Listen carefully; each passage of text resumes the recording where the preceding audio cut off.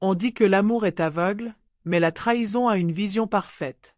Elle voit tout ce que vous avez manqué, chaque mensonge auquel vous avez cru, chaque instant où vous pensiez être chérie alors qu'en réalité, vous étiez détruite de l'intérieur. À 80 ans, je croyais connaître le poids des secrets. J'avais tort. Le secret le plus lourd est celui qu'on vous a caché toute votre vie. Je suis assise dans mon petit appartement, celui où j'ai dû emménager après que tout s'est écroulé, tenant une photo de mon mariage de 1968. Sur cette photo, je suis radieuse en dentelle blanche, le bras protecteur de mon mari Henri autour de ma taille, et à mes côtés, ma jeune sœur Céleste, demoiselle d'honneur. Nous rions toutes les trois d'une phrase du photographe. Nous ressemblons au tableau familial parfait. Amour, loyauté et solidarité féminine immortalisées dans des tons sépia. Mais les photos mentent aussi facilement que les gens. Ce que j'ai découvert il y a 3 ans n'a pas seulement brisé mon mariage ni détruit ma relation avec ma sœur. Il a anéanti ma compréhension de la réalité elle-même. Pendant 56 ans, j'ai vécu dans un théâtre soigneusement construit où j'étais la seule à ignorer que j'assistais à une représentation. Laissez-moi vous ramener là où cette histoire a vraiment commencé, même si je ne le savais pas à l'époque. Nous sommes en 1974, et je tiens ma petite fille Margot dans mes bras tandis que Céleste pleure dans ma cuisine. Elle vient de perdre son mari d'un cancer, et elle a à peine 28 ans et n'a pas d'enfant. Je me souviens exactement des mots que je lui ai adressés ce jour-là, car ils résonneraient dans ma mémoire des décennies plus tard avec une ironie amère. « Tu n'es pas seule » lui ai-je dit en caressant ses cheveux noirs tandis qu'elle sanglotait contre mon épaule. « Henri et moi, nous sommes ta famille maintenant. Notre maison est ta maison, pour toujours. » Je pensais chaque mot. Céleste était plus que ma sœur depuis la mort de nos parents alors qu'elle avait à peine 18 ans. Je l'avais pratiquement élevée, lui ayant fait faire des études supérieures, l'ayant aidé à trouver son premier emploi, l'ayant célébré à son mariage. Lorsque la tragédie a frappé, l'accueillir définitivement dans nos vies nous a semblé naturel, voire béni. Henri l'a accueillie chaleureusement, et la petite Margot adorait sa tante qui jouait avec elle pendant des heures. Pendant 15 ans, nous avons vécu ce beau mensonge. Nos dîners du dimanche sont devenus légendaires parmi nos amis lyonnais. Chaque semaine, famille élargie et voisins se réunissaient autour de notre longue table en chêne. Henri découpait le rôti avec une précision théâtrale tandis que Céleste et moi présentions les plats les uns après les autres depuis notre cuisine commune. Les hommes discutaient politique et football tandis que les femmes échangeaient potins et recettes. Margot se faufilait entre les adultes, récoltant des baisers et nous offrant un dessert supplémentaire. « Regardez-vous tous les trois » disait souvent notre amie Marie en désignant Henri, Céleste et moi avec son verre de vin. On dirait un conte de fées, le mari dévoué, l'épouse fidèle, la sœur aimante. Nous autres, on est tellement jaloux de votre famille parfaite. Parfait. Ce mot m'a hanté plus tard, car il était parfait, parfaitement orchestré, parfaitement interprété, parfaitement faux. J'aurais dû remarquer les petits détails. La façon dont le regard d'Henri s'attardait sur Céleste quand elle riait. Comme elle semblait toujours savoir exactement où il rangeait ses lunettes de lecture ou comment il préparait son café. Leurs regards échangés par-dessus la table semblaient s'étendre sur des conversations entières. Mais quand on fait entièrement confiance, on ne voit pas de signaux, on voit l'affection entre les membres de la famille. On voit son mari être gentil avec sa sœur bien-aimée et celle-ci être reconnaissante de sa générosité. Les arrangements financiers auraient dû être un signal d'alarme, mais Henri avait toujours géré notre argent. C'était un ingénieur accompli, méthodique et prudent en matière d'investissement. Lorsqu'il a suggéré à Céleste de contribuer aux dépenses du ménage en versant son salaire sur notre compte joint, cela nous a semblé pratique.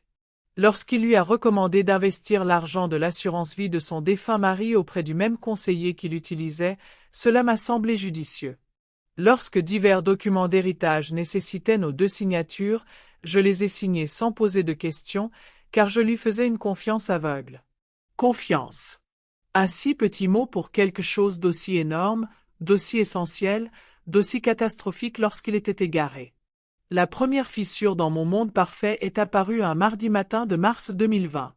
Je m'en souviens car c'était pendant le premier confinement lié à la Covid, et Henri se comportait bizarrement depuis des semaines. Agité, secret, il consultait constamment son téléphone.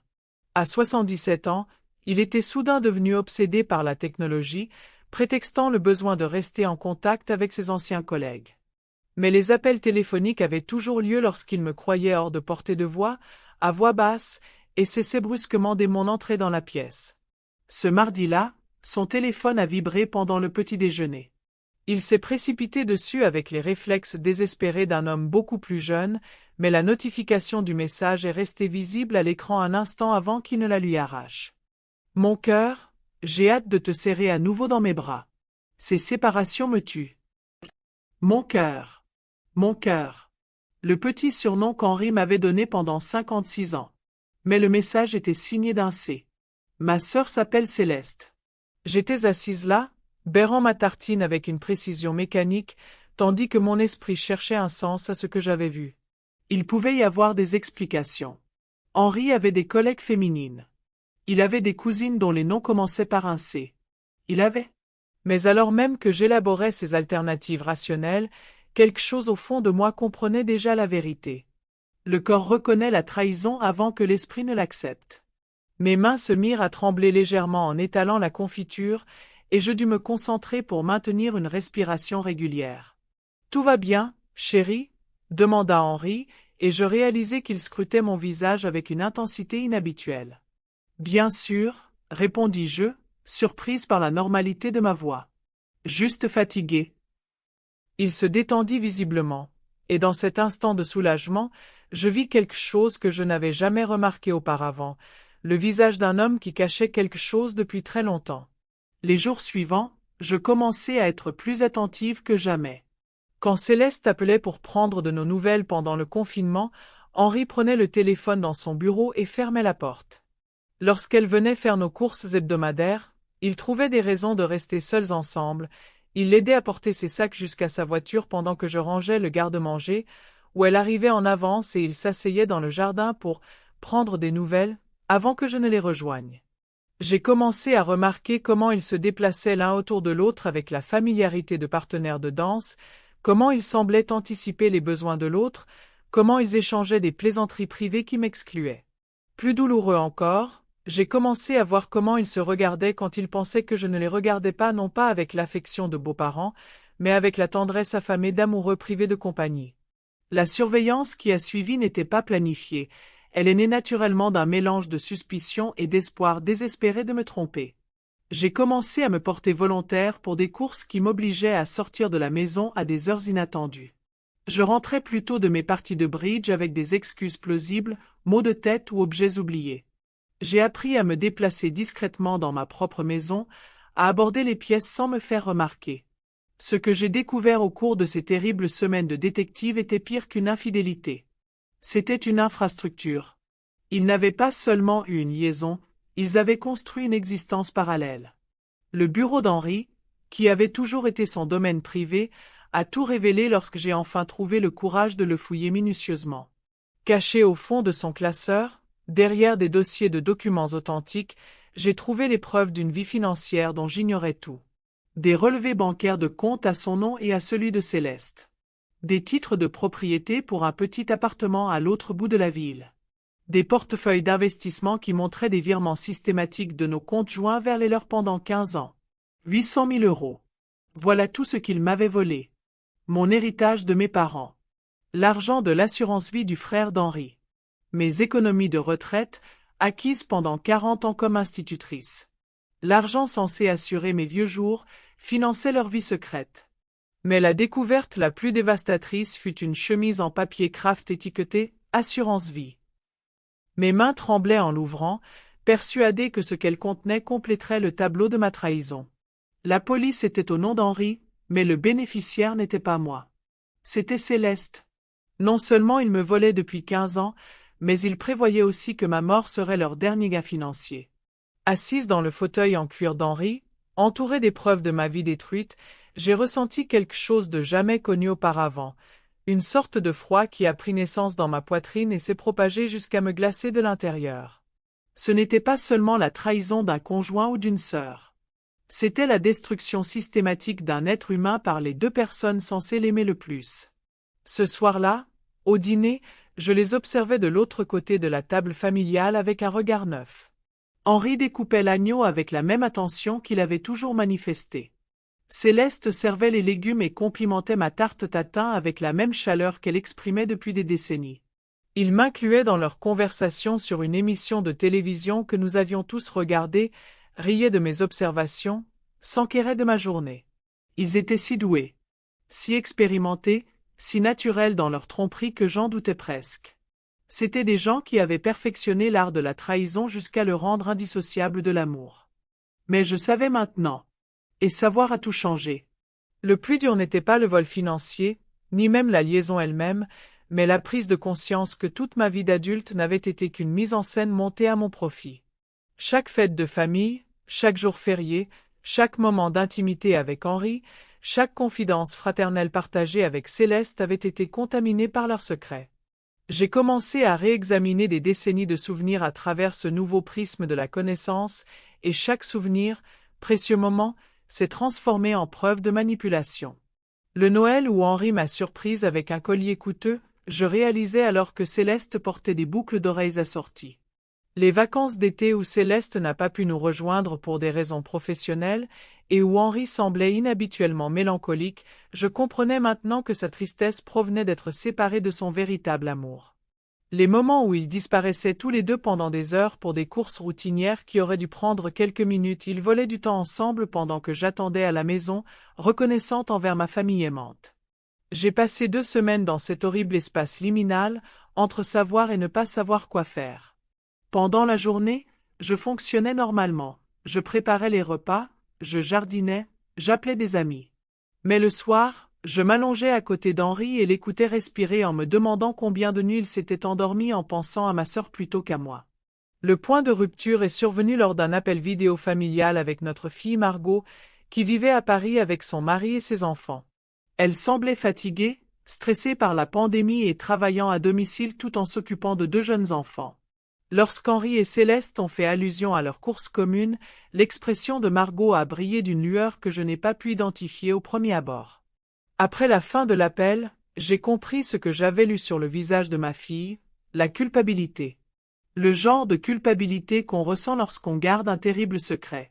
J'ai rappelé Margot ce soir-là, sachant qu'Henri était dans son bureau et que Céleste était rentrée chez elle. « Maman, a-t-elle dit avant que je puisse parler, la voix pleine de larmes.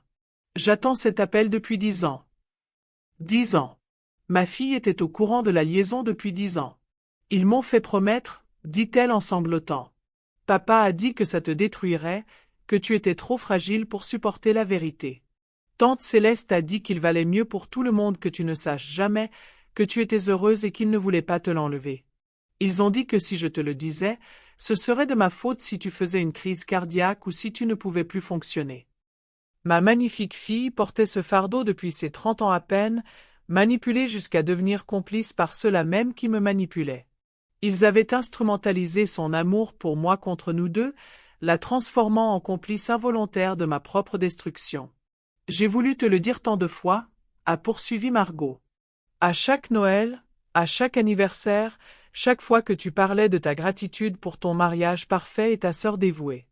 J'étais malade de t'écouter, sachant ce que je savais, mais j'avais peur. J'ai été lâche, maman, et je suis tellement désolée. Ce soir-là, j'ai pris ma décision. Pas par colère, même si la colère était là. Pas par vengeance, même si le désir de vengeance était irrésistible. J'ai pris ma décision avec une détermination froide et claire.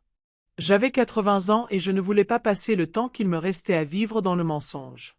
Mais je ne voulais pas non plus les affronter sous le coup de l'émotion. S'ils avaient passé 15 ans à planifier ma destruction, je passerais tout le temps nécessaire à préparer ma réponse.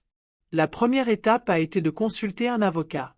Maître Dubois était une spécialiste du droit de la famille recommandée par mon médecin, une femme d'une 50aine d'années dont la compétence constante inspirait immédiatement confiance. Je lui ai apporté des copies de tout ce que j'avais trouvé, les relevés bancaires, les actes de propriété, la police d'assurance, les relevés d'investissement. Madame Laurent, a-t-elle dit après avoir examiné les documents, ce que votre mari et votre sœur ont fait constitue plusieurs crimes graves. Il ne s'agit pas seulement d'adultère, mais d'escroquerie, de détournement de fonds et de complot. Le fait qu'ils aient volé votre héritage et détourné vos avoirs financiers à votre insu nous donne des motifs d'action tant pénale que civile. Elle m'a expliqué mes options avec méthode. Je pouvais demander le divorce et exiger une restitution. Je pourrais porter plainte pour fraude financière. Je pourrais contester la police d'assurance vie et tout autre document modifié à mon insu. Plus important encore, je pourrais faire tout cela en gardant le contrôle de la procédure et des délais. Cependant, a-t-elle poursuivi, je dois vous avertir que ce sera une bataille publique. Ta famille, tes amis, ta communauté, tout le monde saura ce qui t'est arrivé. Êtes-vous prêt à une telle exposition? J'ai longuement réfléchi à cette question. À 80 ans, j'avais été élevé dans l'idée que les problèmes familiaux devaient être réglés en privé, que la honte publique était pire que la souffrance privée.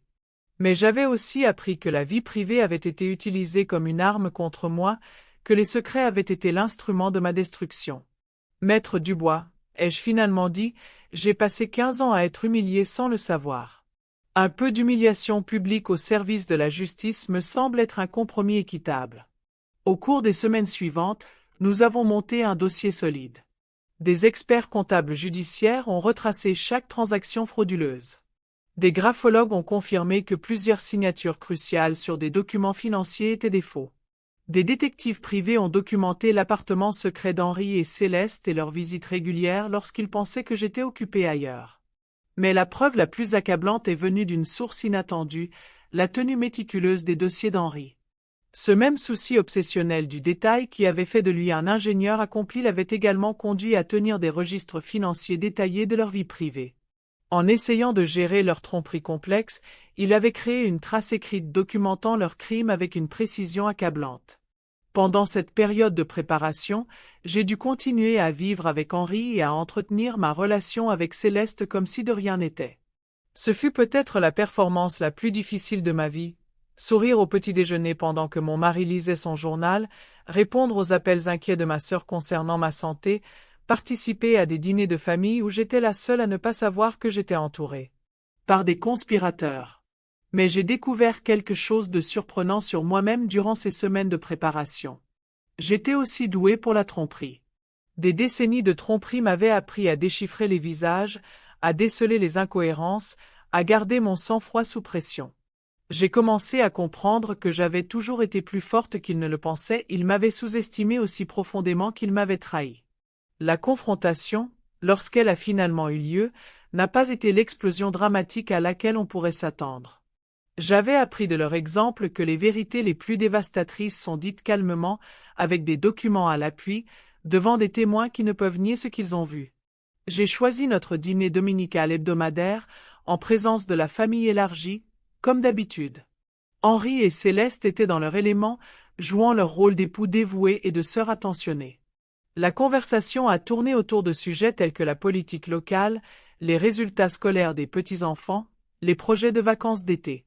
J'ai servi le dessert que j'avais préparé le matin même, la tarte aux pommes préférée d'Henri, et j'ai attendu le moment idéal. Avant qu'on prenne le café, ai-je dit, debout au comptoir. À la tête de la table où je présidais les dîners de famille depuis des décennies, je dis « J'ai quelque chose d'important à partager avec vous tous ». La salle se tut, l'attention bienveillante de ceux qui attendaient une bonne nouvelle, peut-être l'annonce d'un voyage ou d'une fête de famille. Je déposai un dossier en papier craft sur la table, à côté de mon assiette. Il y a 3 mois, j'ai découvert qu'Henri et Céleste entretiennent une liaison depuis 15 ans, dis-je du même ton que j'aurais pu utiliser pour annoncer que le dîner était prêt. Pendant ce temps, ils m'ont volé plus de 800 000 €, dont mon héritage et mon épargne retraite, qu'ils ont utilisés pour maintenir un appartement secret et mener une vie commune. Le silence qui suivit fut absolu. Le visage d'Henri devint blanc, puis rouge, puis de nouveau blanc. Céleste émit un léger bruit d'étouffement et laissa tomber sa fourchette. Autour de la table, les membres de notre famille étaient figés, leurs visages oscillant entre confusion, incrédulité et horreur naissante. J'ai des preuves documentées de leurs crimes financiers, poursuivis-je en ouvrant le dossier et en montrant des copies de relevés bancaires et de titres de propriété. J'ai également fait appel à un avocat. Et je demanderai le divorce et porterai plainte demain matin. Henri retrouva la voix le premier. Marguerite, tu ne comprends pas. Je comprends parfaitement, l'interrompis-je. Je comprends que tu as falsifié ma signature sur de nombreux documents financiers. Je comprends que tu as redirigé mon héritage vers des comptes dont j'ignorais l'existence. Je comprends que tu as modifié ton contrat d'assurance vie pour que ma sœur devienne bénéficiaire à ma place. Je comprends que notre fille est au courant de ta liaison depuis 10 ans et qu'elle a été réduite au silence par vous deux. Céleste se mit à pleurer, mais ce n'étaient pas des larmes de remords, c'étaient les larmes de quelqu'un dont le monde, soigneusement construit, s'effondrait en temps réel. « Marguerite, s'il te plaît, dit-elle en me tendant la main par-dessus la table. Laisse-nous t'expliquer. Il n'y a rien à expliquer, dis-je en m'écartant de sa main tendue. Il n'y a que des conséquences. J'ai regardé autour de la table les membres de notre famille, le frère d'Henri et sa femme, le meilleur ami de Céleste, nos voisins qui faisaient partie de notre tradition dominicale depuis des années. C'étaient les témoins que j'avais choisis, ceux qui perpétueraient cette histoire, qui veilleraient à ce que la vérité ne soit jamais enterrée ni révisée. Je veux que vous sachiez tout ce qui s'est réellement passé dans cette maison, ai-je dit. Pas la version de l'histoire qu'ils vous raconteront plus tard, mais la vérité. Ils m'ont volé 15 ans de ma vie et 800 000 € de mon argent. Ils m'ont rendu complice de ma propre humiliation en me maintenant dans l'ignorance pendant qu'ils construisaient leur vie secrète avec mes ressources. Les conséquences furent rapides et décisives, à la surprise générale, moi y compris. En quelques jours, Henri avait quitté notre maison pour vivre définitivement chez Céleste, leur secret enfin rendu public, leur double vie soigneusement entretenue s'était effondrée en une existence unique et révélée. Les poursuites pénales ont été engagées comme promis, et la procédure civile pour le recouvrement des fonds volés a progressé avec l'efficacité que confère une documentation abondante. Mais la conséquence la plus satisfaisante fut la plus simple, j'étais libre. Libéré de l'épuisante épreuve de la gratitude pour une vie qui n'était qu'un mensonge. Libéré de l'obligation d'aimer ceux qui m'avaient systématiquement détruite.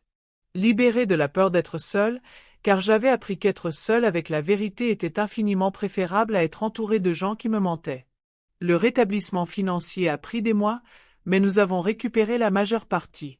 L'appartement secret a été vendu et le produit m'a été restitué. Les placements frauduleux ont été liquidés et mes comptes de retraite rétablis. La pension d'Henri, qui aurait dû être partagée entre nous lors du divorce, a été saisie et arrêtée pour réparer ses crimes. Plus important encore, j'ai récupéré ma fille. Margot, libérée du fardeau de garder leur secret, est devenue ma plus proche alliée et ma plus fervente défenseur. Elle m'a aidé à trouver mon nouvel appartement, plus petit mais entièrement à moi.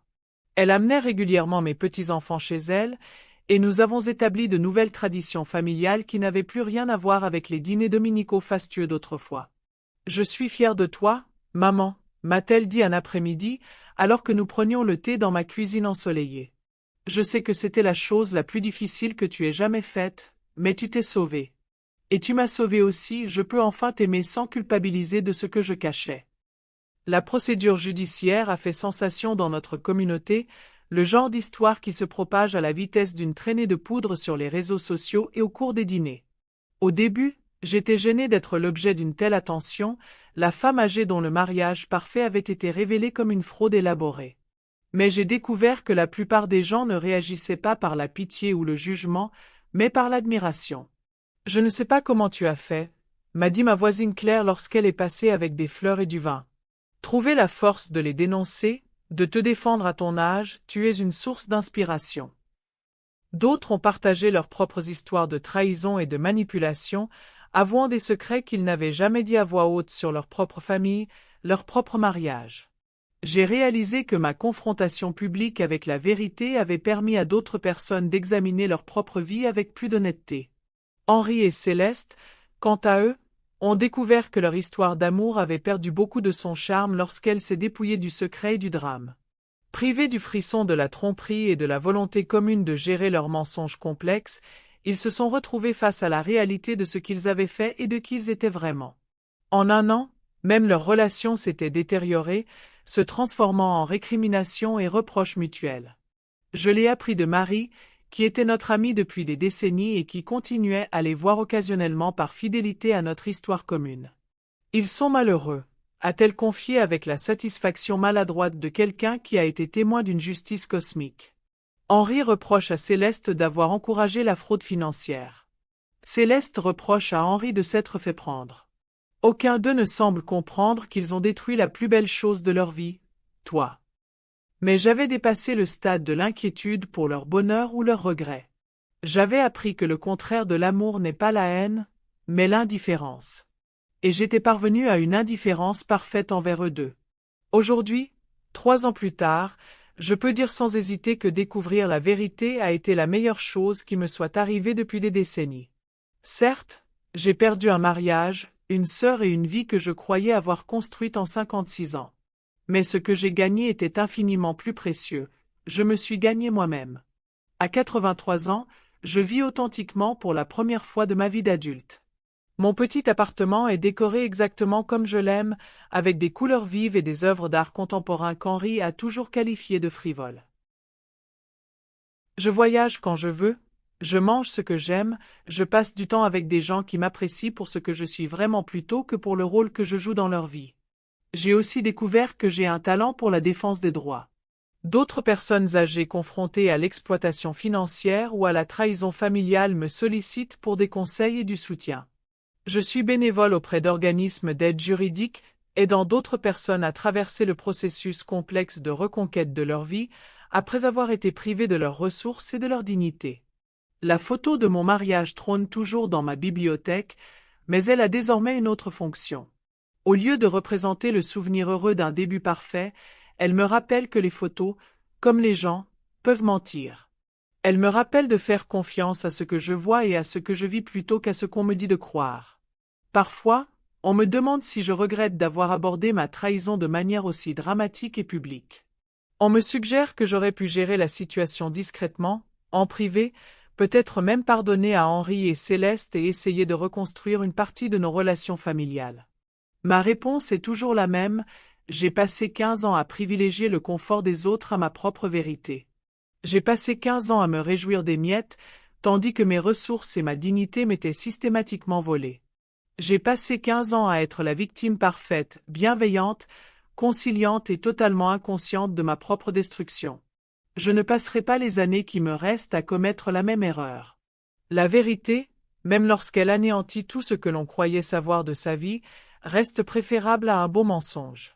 La justice, même lorsqu'elle a un coût personnel élevé, est toujours plus douce que la fausse paix de l'ignorance volontaire.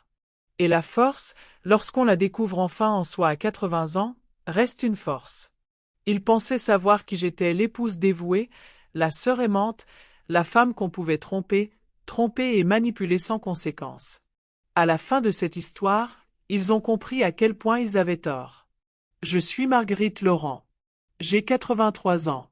Je suis une survivante, une battante, une femme qui a choisi la vérité plutôt que le confort, la justice plutôt que la paix, et la dignité plutôt que la fausse harmonie. Et je n'ai jamais été aussi heureuse d'être exactement qui je suis.